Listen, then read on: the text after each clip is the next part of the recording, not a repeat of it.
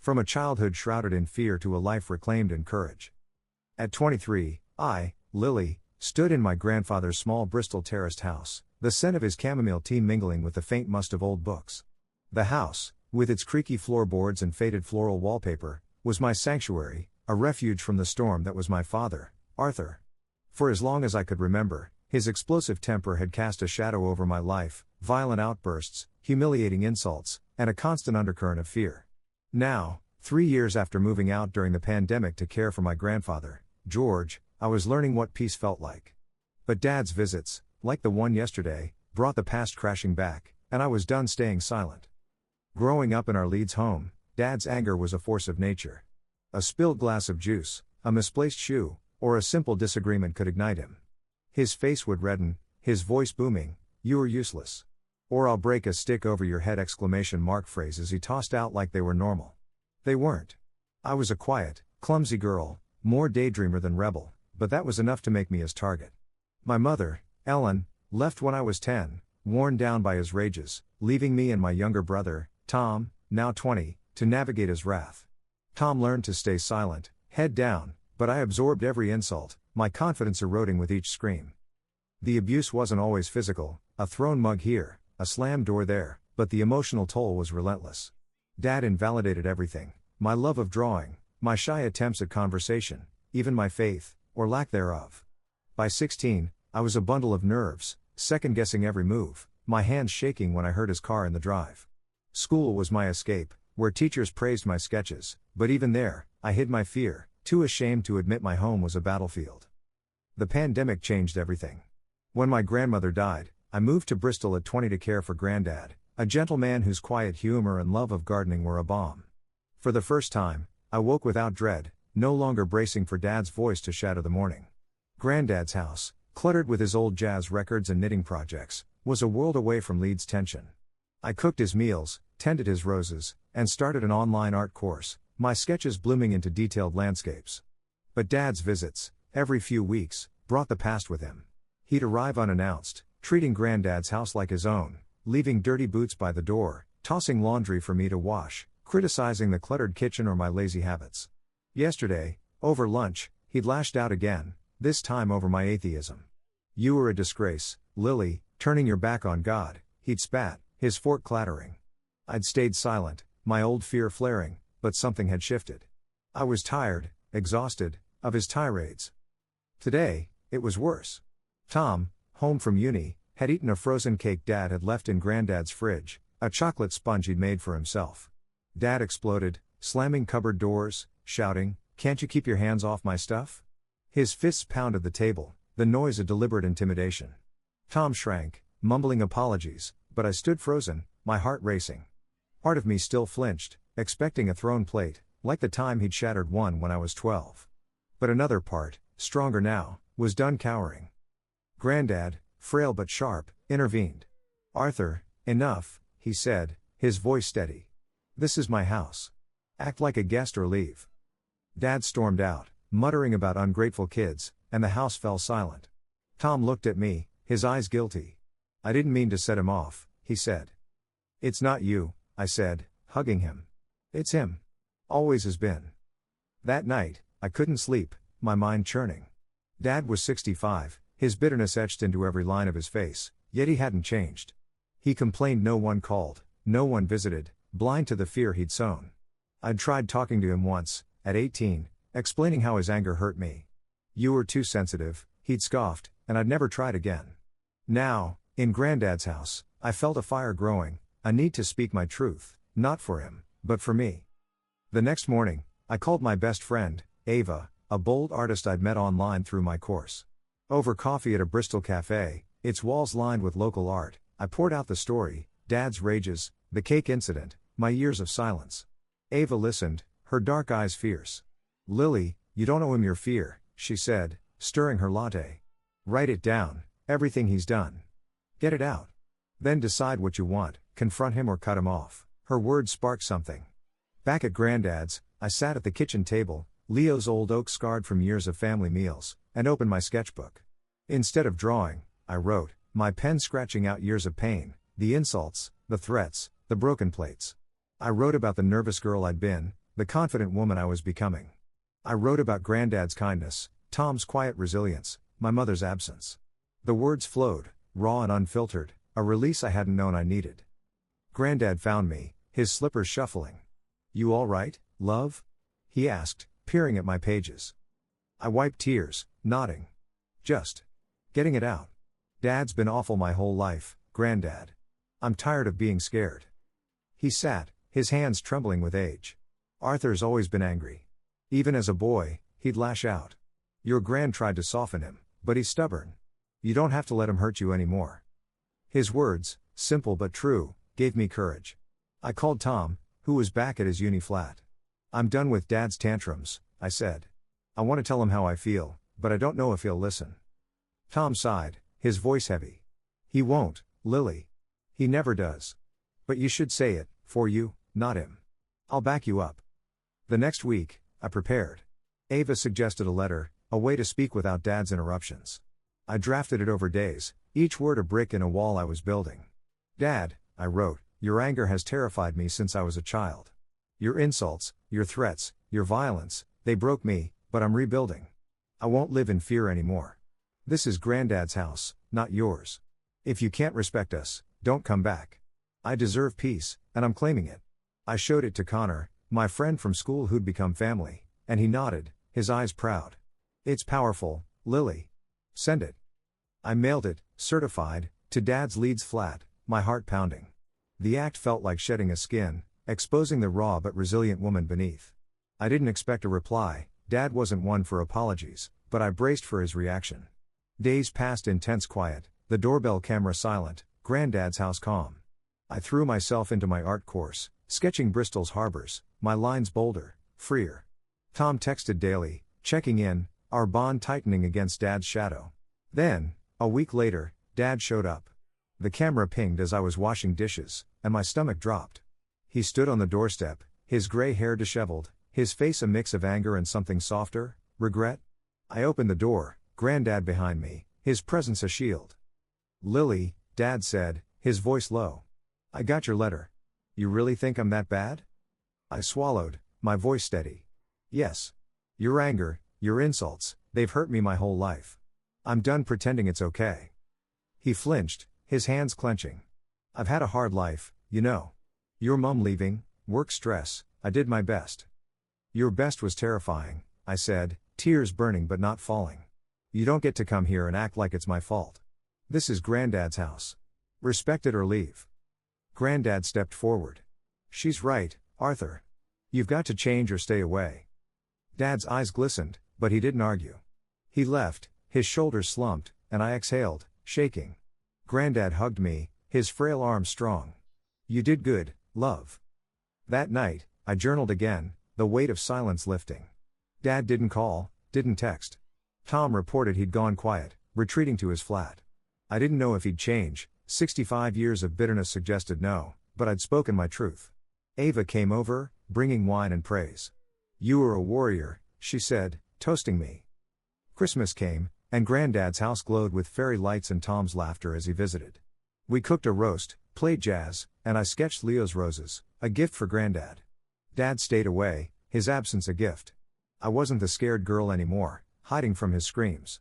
I was Lily, artist, granddaughter, sister, free to build a life without fear. As snow fell, I stood in the garden, breathing the cold air, my heart light. The silence wasn't just an absence, it was mine, and I owned it. The Bristol winter morning was sharp, the kind that frosted your breath and made the world feel brittle. Inside my grandfather's terraced house, the warmth of George's old radiator and the scent of his brewing chamomile tea wrapped me like a blanket. At 23, I, Lily, had found a fragile peace here, far from the Leeds home where my father, Arthur, had ruled with his explosive temper. His rages, insults, threats, and the occasional thrown object, had defined my childhood, leaving me nervous and insecure. Sending a certified letter to him, declaring my need for peace and demanding respect in Granddad's home, had been my first real stand. A week later, with his visit and reluctant departure still raw, I braced for what came next, knowing his silence wouldn't last. Granddad's house, with its creaky floorboards and cluttered shelves of jazz records, was my sanctuary. Since moving here at 20 to care for him after Gran's death during the pandemic, I'd tasted freedom, no more waking to Dad's shouts, no more flinching at the slam of a door. My online art course, my sketches of Bristol's harbors, and Granddad's quiet encouragement had helped me rebuild. But Dad's visits, like the one where he'd stormed out over Tom eating his frozen cake, threatened that peace. His insults, calling me a disgrace for my atheism, criticizing Granddad's cluttered kitchen, felt like invasions, and I was done letting them slide. The morning after Dad's visit, I sat at the kitchen table, my sketchbook open but untouched, my letter's words echoing in my mind. Your anger has terrified me. I won't live in fear anymore.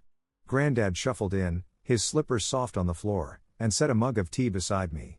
You were quiet, love, he said, his blue eyes gentle behind his glasses. Still thinking about Arthur? I nodded, wrapping my hands around the mug. I thought the letter would make him back off, but he showed up anyway. I'm scared he'll come back angrier. Granddad sighed, easing into a chair. Your dad's always been a storm. But you stood up to him, Lily. That took guts. He's not used to that. I just want him to stop, I said, my voice trembling. He acts like this house is his, leaving his mess, yelling at us. It's not fair to you or Tom. Granddad patted my hand, his skin papery but warm. This is my home, and you're my girl. He doesn't get to run things here. If he comes back, we'll handle it together. His words steadied me, but fear lingered. Dad was 65, his bitterness carved deep, and I doubted he'd change. I called Ava, my artist friend, needing her fire. We met at a Bristol cafe, its walls vibrant with local paintings, the air thick with espresso. Over cappuccinos, I recounted the letter, Dad's visit, his slump departure. I told him to respect us or stay away, I said, stirring sugar. But I'm scared he'll explode again, like when he broke that plate. Ava leaned forward, her dark braid swinging. Lily, you're not that kid anymore. You called him out, and he backed down. That's power. If he shows up, set hard rules, short visits, no yelling, or he's out. What if he doesn't listen? I asked, my stomach nodding. He never has.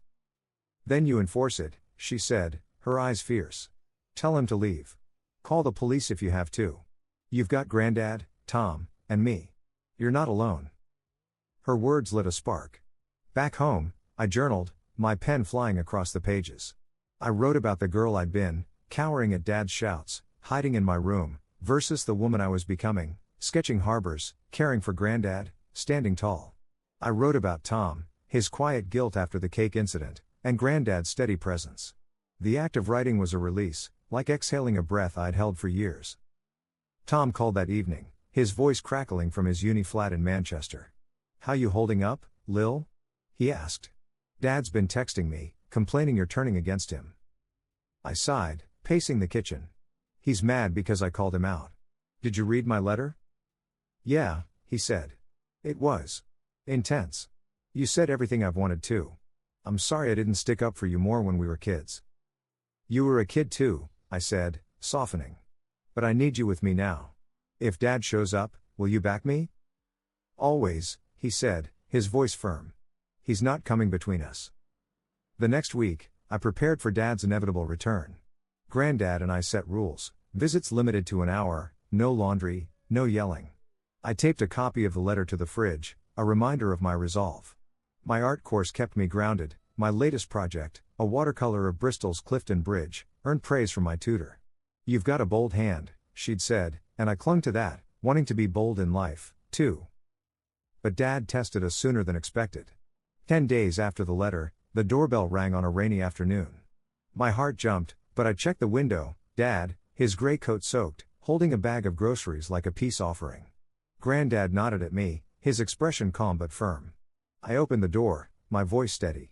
Dad, you can come in, but only for an hour. No yelling, no mess. Those are the rules. He blinked, surprised, but nodded.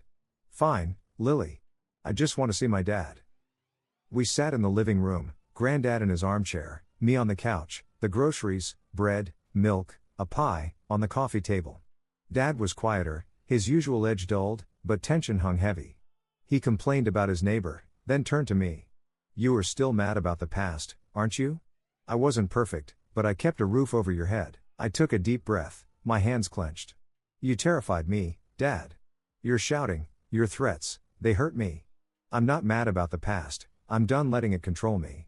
If you can't respect this house, You can't come back. He reddened, his voice rising. You think you're better than me now? After all Enough, Granddad cut in, his voice like steel. Arthur, you hurt her. Respect her or leave. Dad stood, grabbing his bag, and stormed out, the door slamming. I exhaled, shaking, but proud. Granddad hugged me. You did it, love. You held the line. The next day, I called Ava, recounting the confrontation. You were a badass, she said, laughing. He didn't expect you to stand up like that. I was terrified, I admitted. But it felt right. It was, she said. Keep those boundaries. You're building something amazing. I leaned on my routine, cooking for Granddad, sketching, journaling. Tom visited, his presence a comfort. We talked about Dad, our shared scars, and he promised to call him out if he overstepped again. He's texting me less, Tom said. I think your letter shook him. I hoped so, but I prepared for worse. Ava suggested a lockbox for important documents, and Granddad installed a chain on the door. I researched restraining orders, just in case, saving the number of a local solicitor. My art flourished, my bridge painting was chosen for a student showcase, a small victory that felt huge. A month later, Dad texted, a rare occurrence. I'm sorry I got mad, he wrote. Can I come by next week? I'll follow your rules. I stared at the message, torn. Part of me wanted to believe him, but years of broken plates and screams warned me to be cautious. I showed Granddad and Tom, and we agreed, one more chance, with strict limits. When Dad arrived, he was subdued, bringing only a coffee for himself, no laundry or demands. He sat with Granddad, talking about old jazz records, and kept his voice low. I watched, wary but hopeful, sketching in the corner. When his hour was up, he left quietly, no tantrums.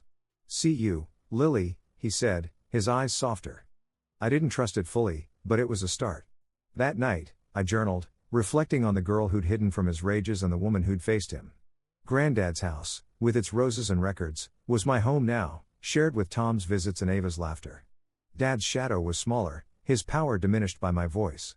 As I sketched a new harbor, the lines bold and free, I knew I'd keep speaking, keep standing, for the life I was building, one stroke, one boundary, at a time.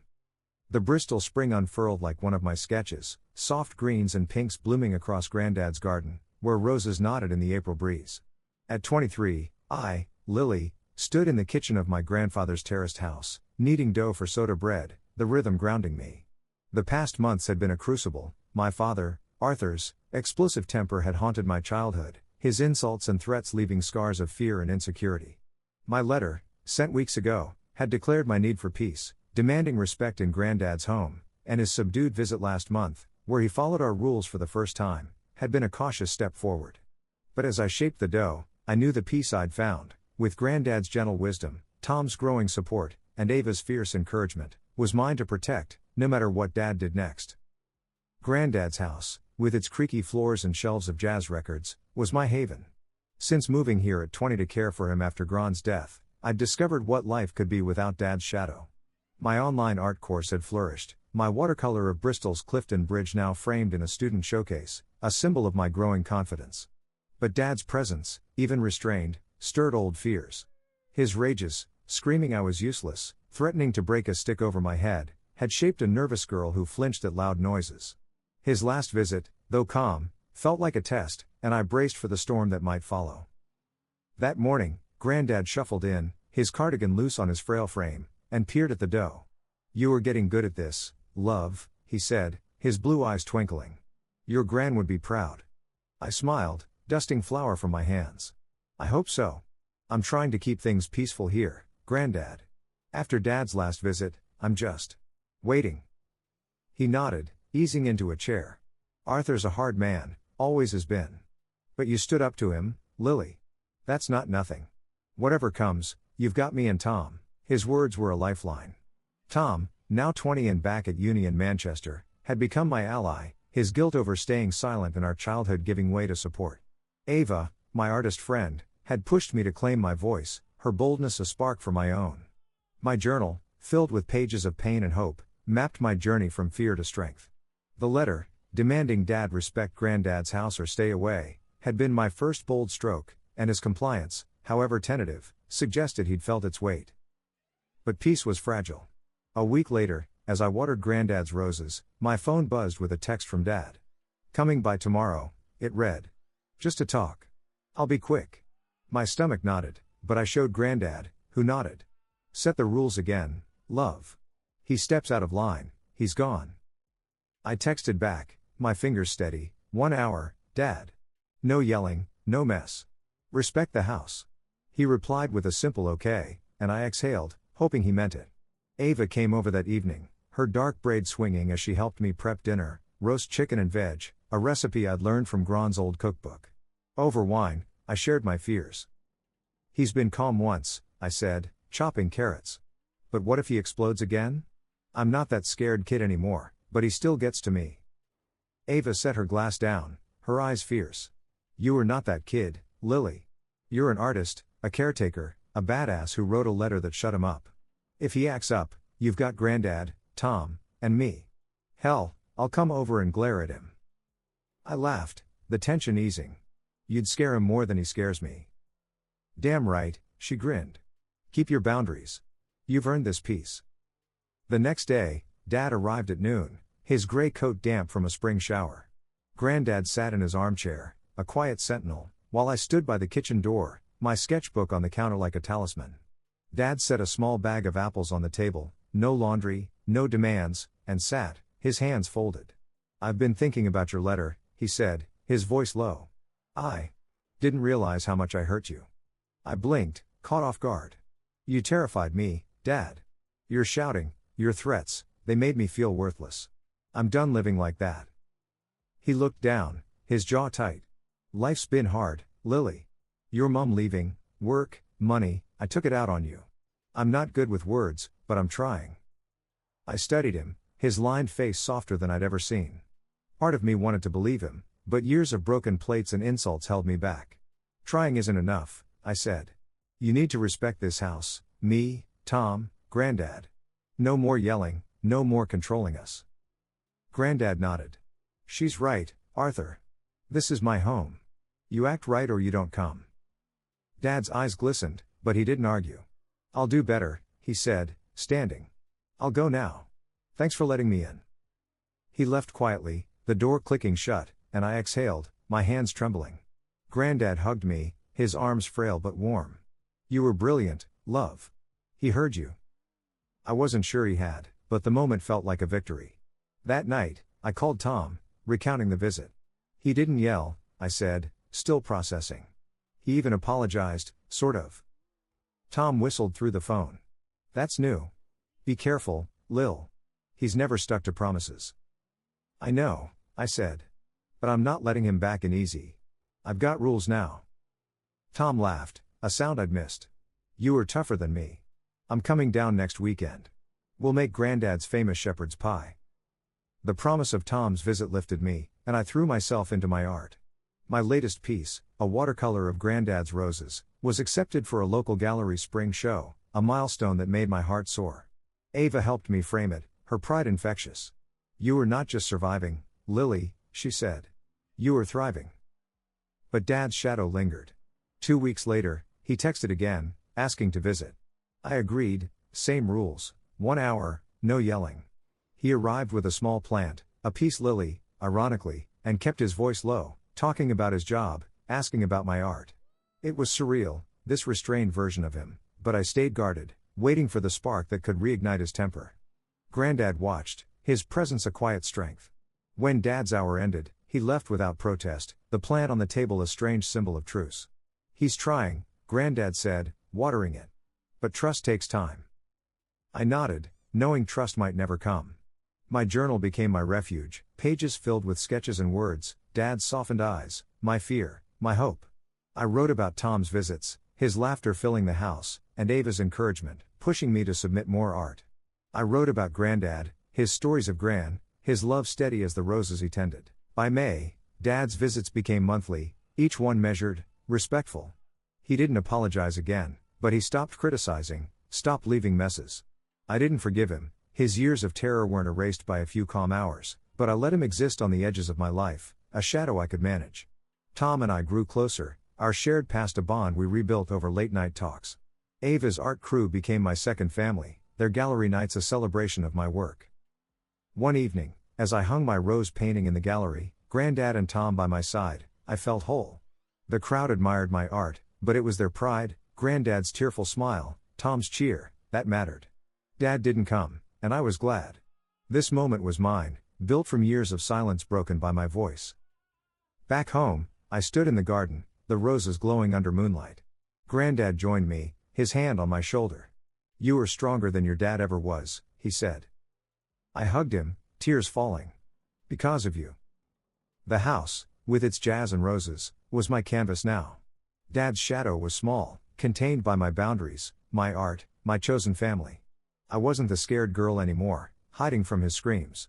I was Lily, artist, granddaughter, sister, painting a life of courage, one bold stroke at a time.